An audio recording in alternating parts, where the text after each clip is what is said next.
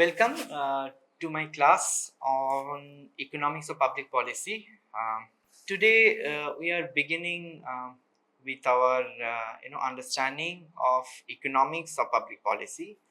Um, in my previous two lectures, I have discussed public policy, what is the definition and how it can be understood from various disciplines, including economics.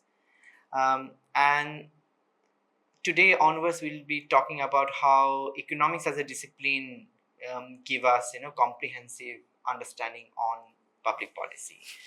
Uh, so to begin with, the question that I want to pose, like, why is economics as a discipline is important for public policy?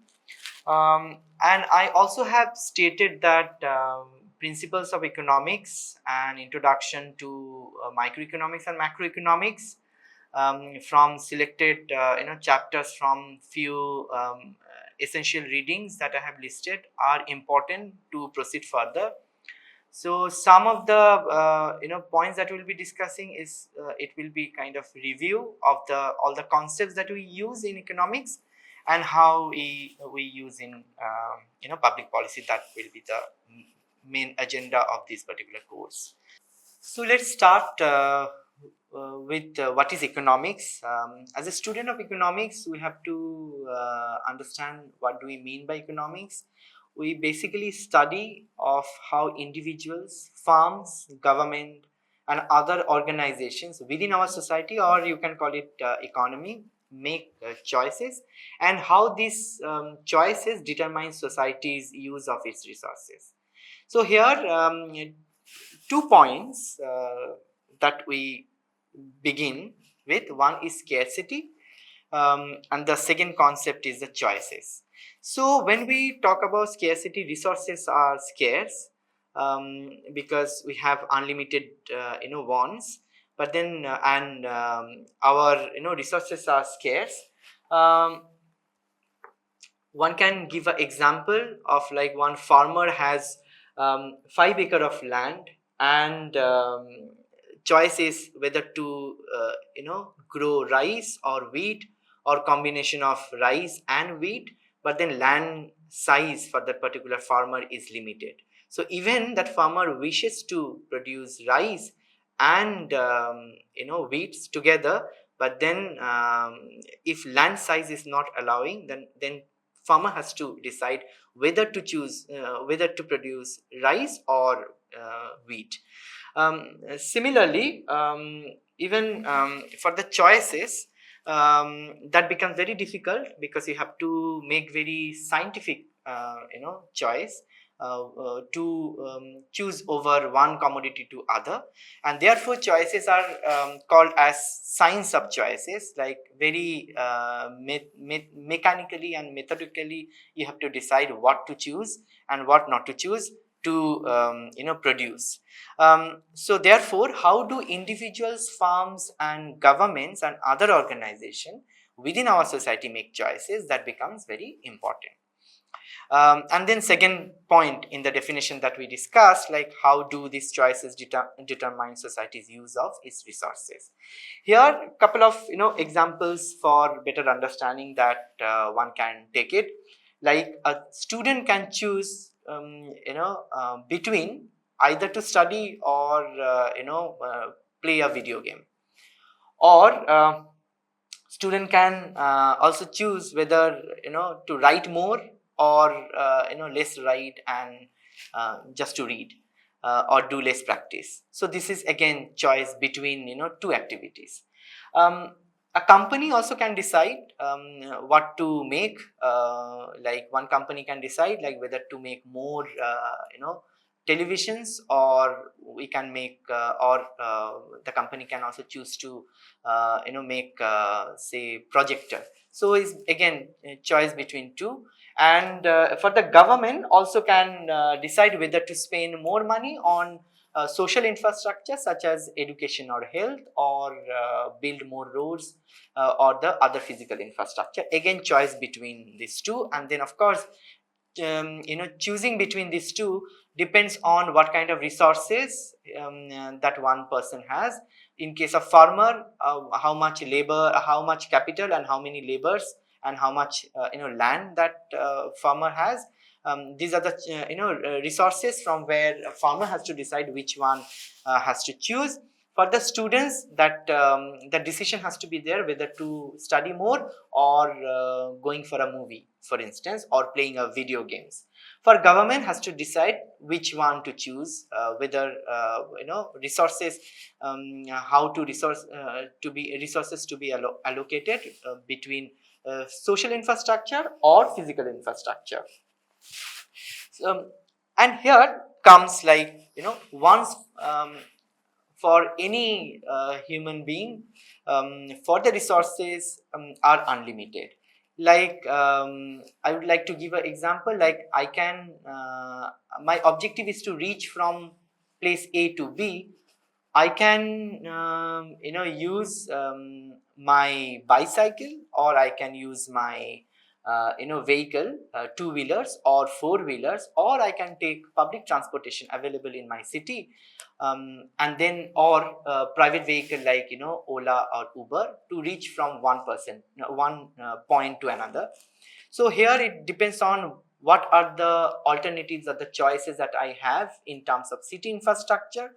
If city has very better infrastructure in terms of connections or public transportations, then I will rely on the public transportations.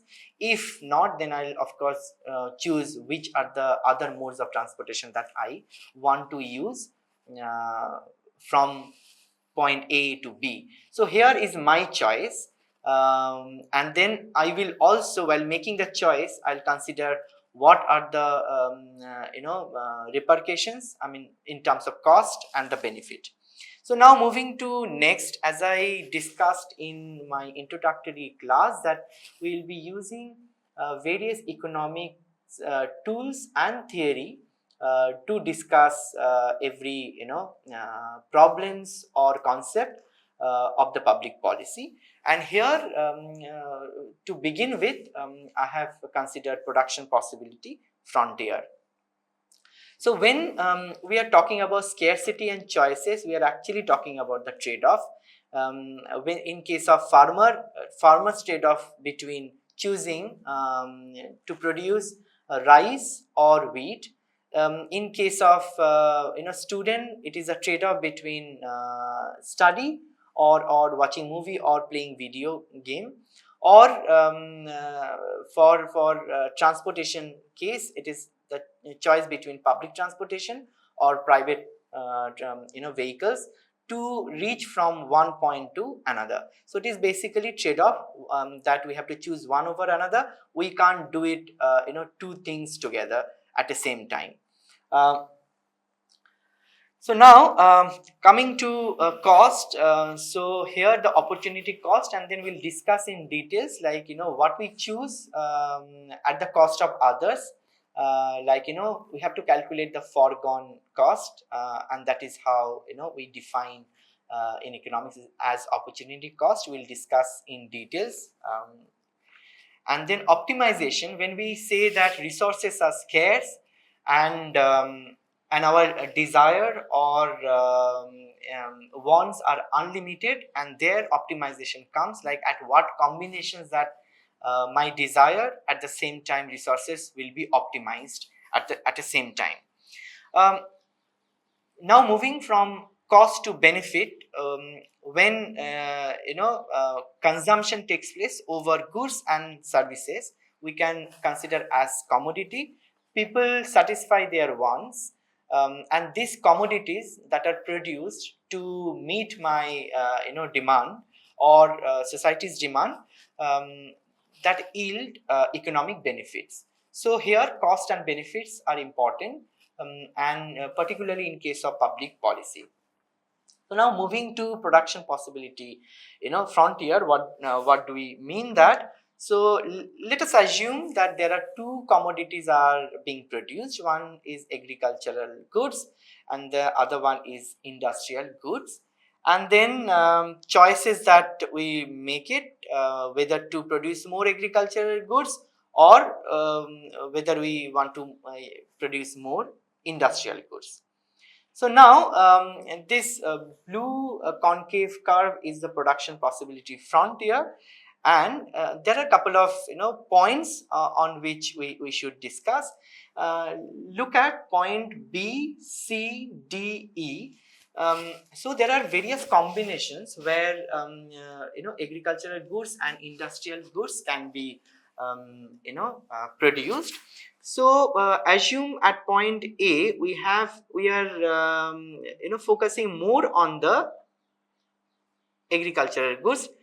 Take the example of say X1, like X amount of agricultural goods, and I at this combination at point A I'm having Y1 amount of industrial goods. So at point B it is clear that we are as a choice we are producing more amount of agricultural goods as compared to industrial goods. Now if I want to progress with the industrial goods, then I'm moving from B to C, where say X2 amount of agricultural goods is being produced, like X2 amount, and Y2 amount of industrial goods are produced at point C. Further, if I move to D, here more amount of industrial goods, say OY3, and less amount of X3 agricultural goods. So these all points B, C, D and E, in all the points here countries or producers are actually having best combinations, but then the trade-off between two commodities, like between agricultural goods and industrial goods. Now if a nation, or if I as a producer is at the point A where there is, it falls within the production possibility frontier, which means it is underutilization of the resources. In the given resources and its full capacity, country can actually, or producer can actually be on the production possibility frontier, which is labeled in this blue concave curve. But under this curve is basically underutilization.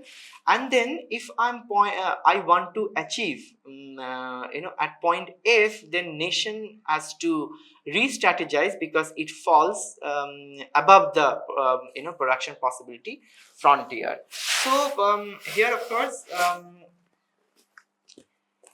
A, B, C, D, E, all points are achievable, but then point F within the given resources is not achievable, and that is the point that I'd like to highlight here.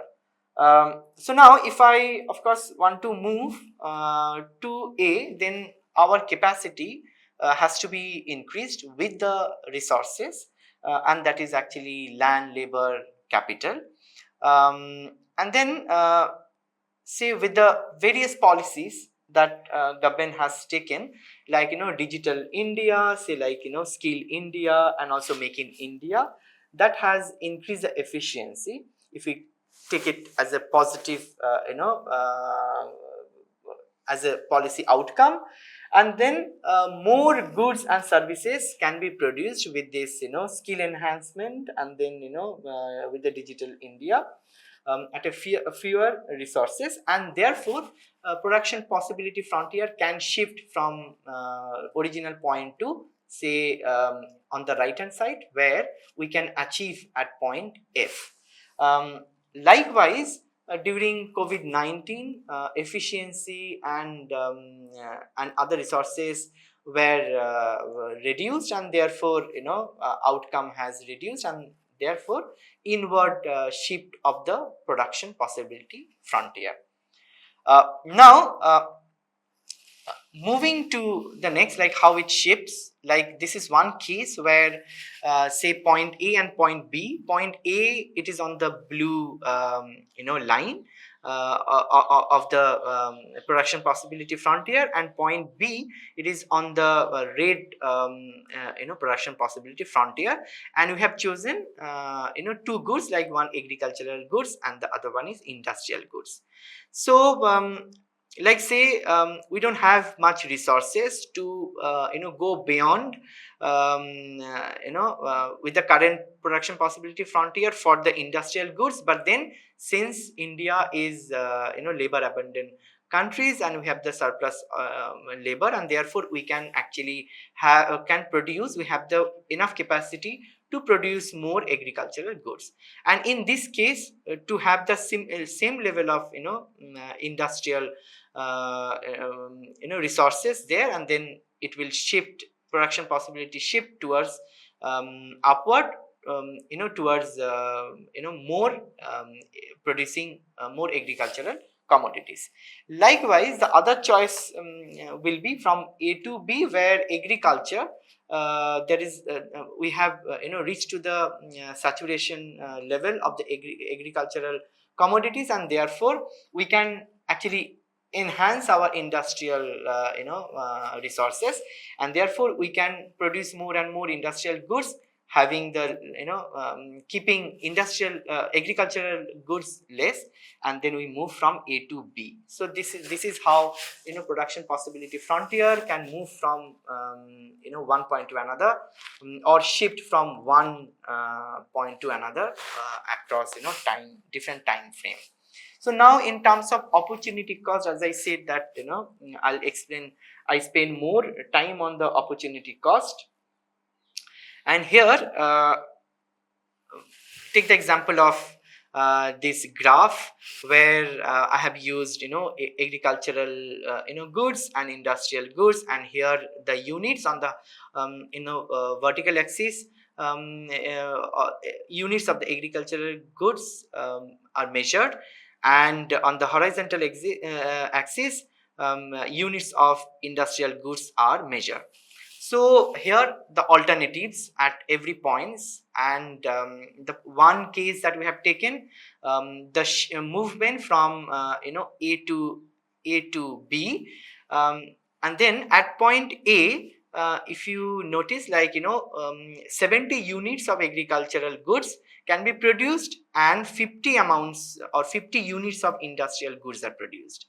So now the decision, like whether I want to move from A to B. So if I move from A to B, then industrial goods units increase from 50 to 70, so increased by 20 units. But then at the cost of agricultural commodities, because unit for agricultural goods is decreased from 70 to 30, reduced by 30 units. So from this, here is a gain for the industrial units, like 20 units is a gain, but then agricultural units is like loss, like 30 units is a loss. So here, if I define what is opportunity cost in with this diagram, like 30 agricultural units for 20 industrial units. So a opportunity cost is 1.5, like just simple calculation of 30 by 20. So that is how we get it, like for unit of the agricultural goods, like 1.5 units of agricultural goods per unit of industrial goods. So that is how we calculate, like what is the foregone. It's like in order to produce 1 unit of additional industrial goods, we have to give up 1.5 units of agricultural goods.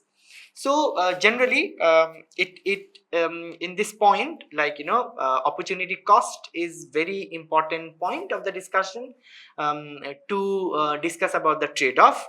And therefore at the macro level, at the policy level, the opportunity cost of industrialization is the agriculture, And then the opportunity cost of agriculture is the industrial growth. So it is basically the choice for any government is like what needs to be focused more, whether agriculture or industry.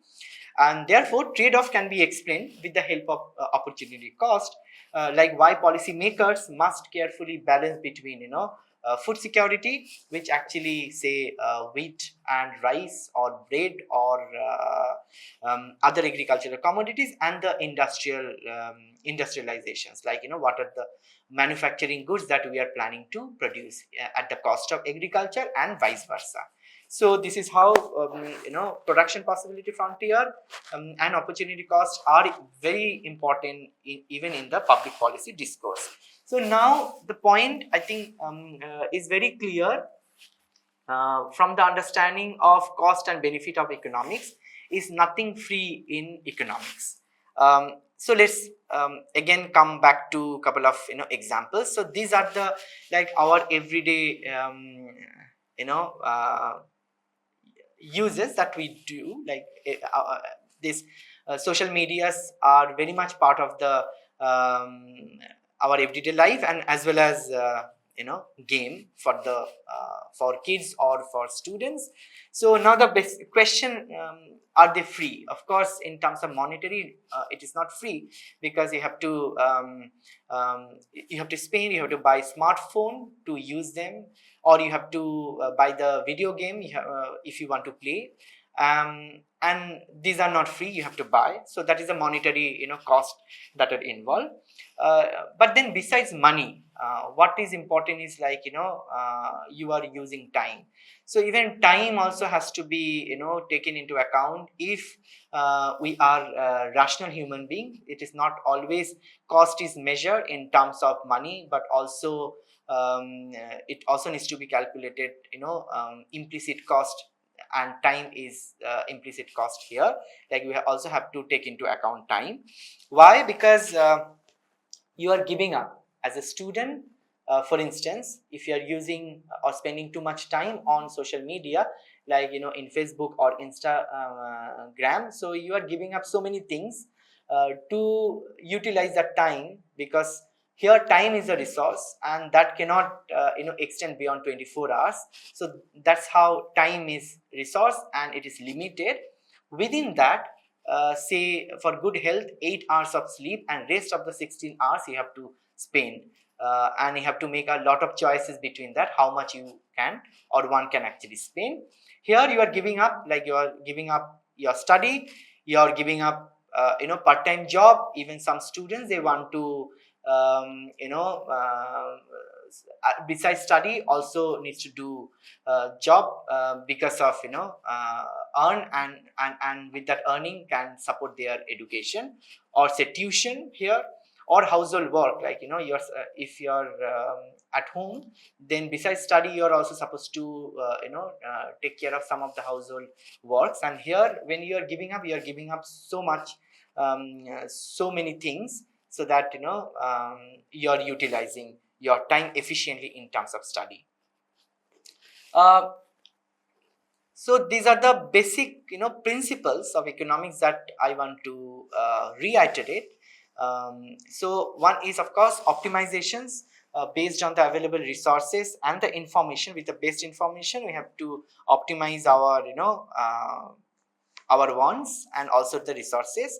And equilibrium, where we get it from the optimization, is a situation in which everyone is simultaneously optimizing in the general equilibrium model. So nobody would benefit personally by changing his or her own behavior. And here when we talk about optimizations and equilibrium, here Pareto optimality also comes, like and especially in case of public policy, everybody should be at the better of situations, not at the cost of others. So so that is the optimization that we are talking about, holistic way. And then empiricism is also one of the important points in economics as well as in public policy. Without empirical evidence, economic theory cannot be understood, or implications of the public policy also cannot be understood. So this is empirical data actually helps us to understand the real world much better way, and also help us to think theoretically how it should be understood. So I want to highlight 2 points. What that the point that I began, like all the resources, all the decision makers or the rational human beings are the economic agents, because all of us, like as an individuals, farms, government, and other organizations, we have the agency to make our economic decisions, and which has the positive impact on the outcome. Therefore, individuals, whether individual consumer, individual producer, or even a kid or thief or employer, all of them, or all of us, we are as individuals are economic agents, because we are making the decision. Like even one can think like how kids could be could be considered as a rational human being, because when a baby is born, doctor prescribes various, say for instance, food, and then that actually creates a market. And then if some baby has a kind of choice over which one to choose, or which and when kid grows up, which kind of toys is more liked, and that's how the market for those particular choices or the commodities will be made, and that's how the market is formed. As a group, also as a family, as a farms and political parties, union and collectives, they also rationally produce or think, and that's how the commodities are produced or the policy is framed. That's how the example of electoral candidates, when he or she contest, has to give the manifesto, and which includes the policy frame or the particular policy or particular agenda. That is very important, because that is also has the impact on the voting behavior of the people. And also as a family, for instance, we also can decide, like, okay, as a family we are deciding, like, we will choose organic food over others, then obviously demand for organic commodities or goods will be increased for that particular family. So it is not always in individual, but as a group also behave as economic agents, and that's how we understand what is economics. In this particular lecture, I have used ManQ, principles of economics, and couple of concepts that you will find, like especially in concept like scarcity, choices, and opportunity cost, that I have used from ManQ. This will be helpful for you, especially initial selected chapters are highly recommended for you to understand better. Thank you very much. I will see you in my next lecture.